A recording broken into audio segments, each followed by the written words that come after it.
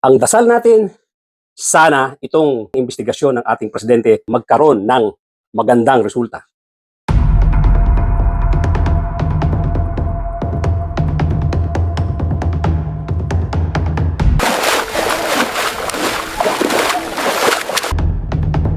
Ang mga dapat makulong, sana ay makulong.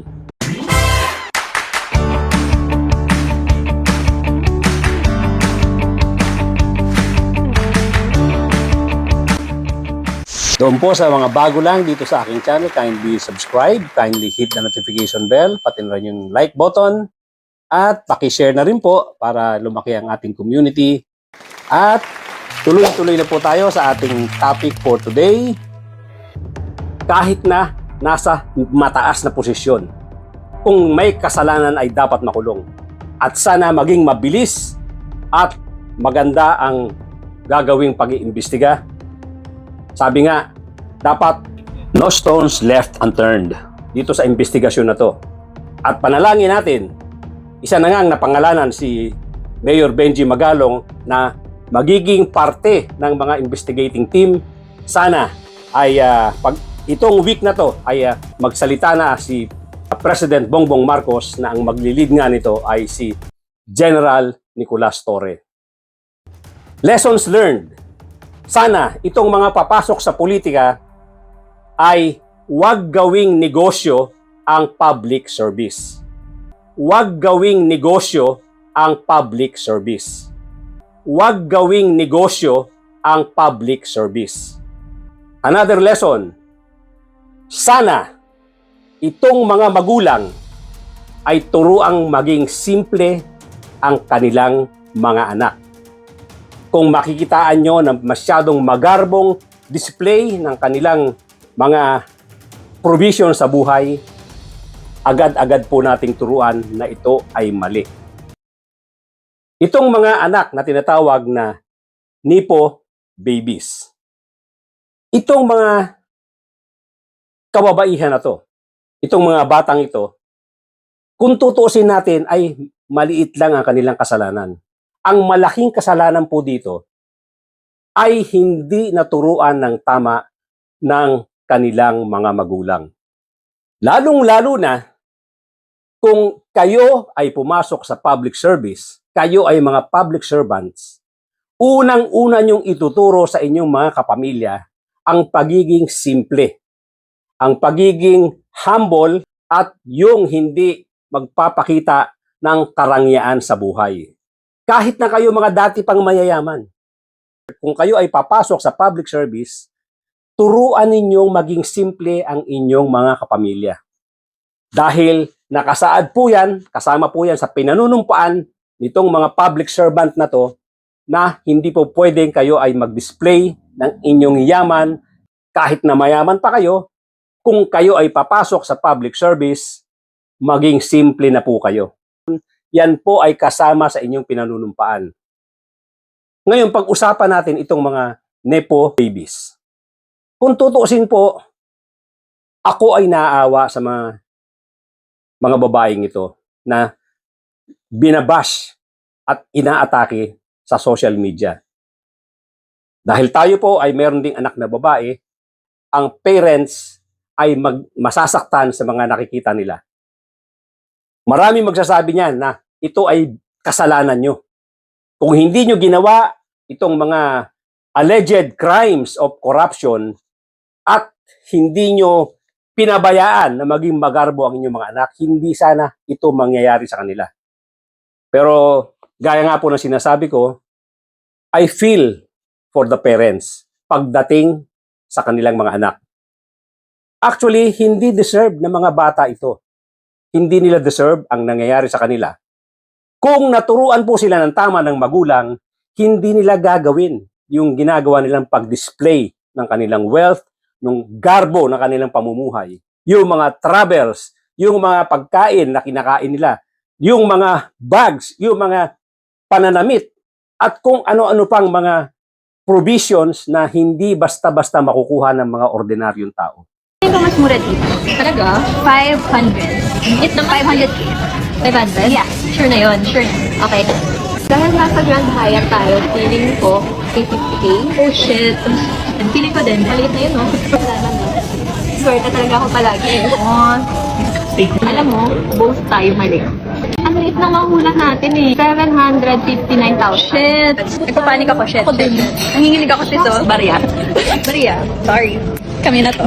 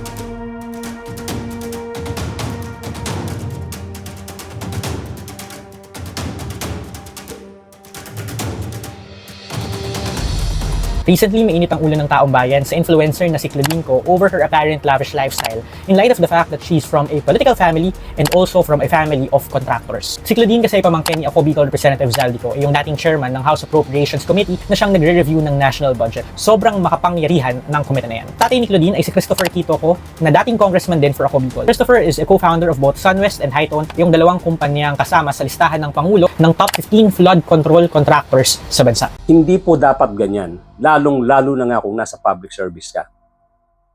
Pero, nagkaroon po sila ng feeling of security, arrogance dahil sa mga magulang nila.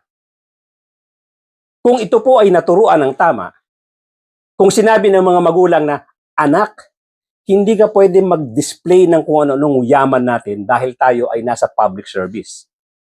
Kailangan natin maging simple. Dapat automatic yan sa mga politicians natin na papasok sa public service. But of course, hindi ko sinasabi yan para sabihin namang takpan lang nila ang kanilang pagnanakaw.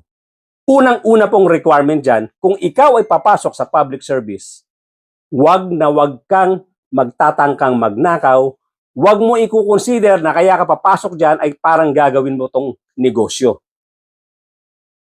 Maling-mali ka agad ang iyong magiging intensyon, ang iyong purpose sa pagpasok sa public service. Kaya nga public service eh.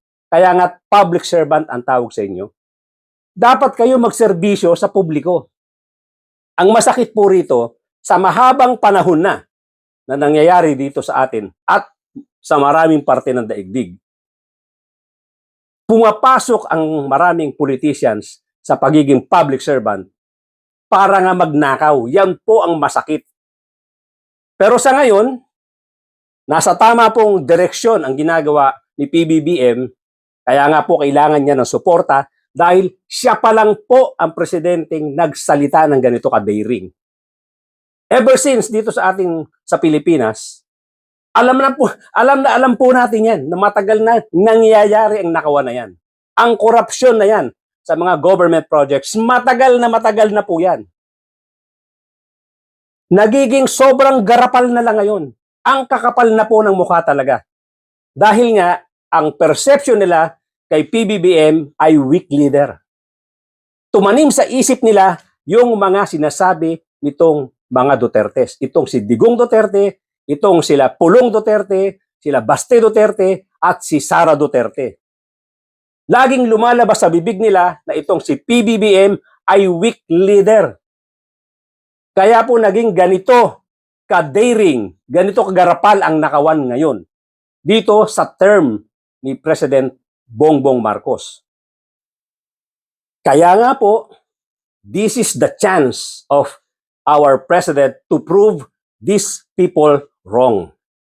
Maipapakita niya ngayon kung ano ang tunay niyang pagkatao, kung itong sinasabi niyang investigasyon, itong mga korupsyon na nangyayari, ay talagang dibdiban at seryoso siyang gusto niyang magkaroon ng magandang resulta.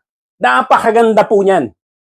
Patunayan niyo po, Mr. President, na talagang hindi kayo weak leader gaya ng accusation sa inyo ng mga Dutertes at ng marami pang mga tao na sumusuporta sa mga Dutertes na yan. Patunayan po ninyo. At ang nakararaming publiko na matagal nang nagdurusa dito sa nakawan na to, lalong-lalo na yung mga binabaha at mga namamatay, mga nasisira ang mga properties dahil sa mga baha na yan. We are behind you, Mr. President, 101%. Ituloy niyo po yan. Huwag po tayong maglalagay ng tao na hindi natin mapagkakatiwalaan. Lahat po ng may magandang performance sa gobyerno, katulad ng pag-a-appoint nyo kay Vince Dizon, kapalit ni Secretary Bunuan, we laud that, Mr. President. Hangang-hanga kami dyan sa desisyon na yan. Gusto po namin yan.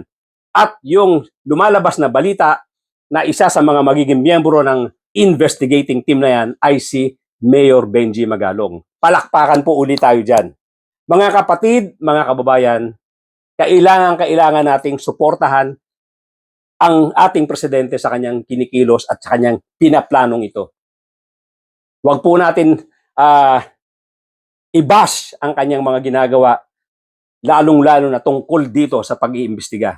Kung ano man po ang mga magiging desisyon niya rito, suportahan po natin dahil kailangan po natin ito. Sobra na po ang korupsyon na hindi natin deserve. Dapat yung mga perang ninakaw na yan ay napupunta po sa serbisyo para sa ating mamamayan Pilipino. Isipin niyo yung flood control projects na yan, nagkahalaga ng ilang trilyon na nauuwi lang sa mga unscrupulous government officials. Isipin niyo yung isang assistant or district engineer diyan sa Bulacan. Itong Bryce. Pumapasok daw yan na naka Ferrari. Oh my God! Ganun po kalala ang nakawan. Isang ordinaryong engineer na naka-Ferrari. At ganyan na po kagarapal. Dahil nga po sa perception na tayo ay merong weak na presidente. Dahil po sa hinaba-haba ng panahon, sa tinagal-tagal ng panahon na nagnanakaw sila, wala pong humahabol sa kanila. Kaya this is the time na patunayan ng presidente, habulin lahat ng mga magnanakaw na yan. Babalikan ko itong mga nepo babies. Kawawa itong mga kababaihan na to na hindi na-guide ng magulang, hindi nabigyan ng tamang edukasyon pagdating sa good manners and right conduct. Hindi po kasalanan ng mga kabataan ito, kasalanan po ng mga magulang ito. Sila mismo ay nalunod sa wealth, nalunod sa kapangyarihan, at yun na nga, hindi na sila natatakot dahil walang humahabol sa kanila for so many years. Kawawa itong mga anak nila na ngayon ay nagsasuffer dahil sa atake sa social media. Atake ng mga tao na nagpapakita ng galit at pagkasuklam sa mga pinapakita nilang yaman at kanilang mga provision sa buhay. Kaya, once again, Mr. President, we are behind you 101% dito sa ginagawa niyong sinasabi niyong magkakaroon ng investigasyon. At sana po, si General Torre nga ay i-appoint na ninyo na magli-lead ng agency na yan. At once again, i-request ko po na with all due respect, sana po gamitin po din ninyo ang mga organisasyon na arkitekto, organization ng mga engineers para po makatulong diyan sa magandang iniisip ninyong investigasyon. Dahil po hindi iubra dito na pa isang tao lang, isang engineer, isang arkitekto. Mas maganda po kung kausap nyo rito ay organization. ay hindi agad-agad bastang kayang bilhin ng mga unscrupulous public servants or public officials na merong mga tinatagong pagnanakaw. Yung mga magiging suspects po rito ay siguradong gagawa ng effort para atakihin, para i-bribe ang mga taong mag-iimbestiga sa kanila. Sana po, Mr. President, marinig nyo ang aming munting suggestion para makatulong ang organisasyon ng mga arkitekto dito at pati organisasyon ng mga engineer dito sa inyong gagawing investigasyon. Thank you so much, ladies and gentlemen. At hanggang dito na lang po. Doon po sa mga bago lang dito sa aking channel, kindly subscribe, kindly hit the notification bell, pati na rin yung like button, mag-comment po tayo. Malaking tulong po dito sa ating munting channel kung kayo ay magso-subscribe. Makakatulong po ng malaki. Huwag po natin palagpasin. Kung ito ay, kung ngayon lang kayo nakapanood dito sa video ko, kindly subscribe at pwede rin po kayo mag-comment at i-share po natin. Nang sa ganon, maraming makarinig, makasakaling umabot dito sa ating mahal na presidente, itong ating mga suggestion, ang ating mga paninindigan at pagsuporta sa kanyang gagawing investigasyon dito sa mga corrupt officials na namamayagpag sa mahabang panahon na. Once again, ladies and gentlemen, thank you so much at magkita-kita po tayo.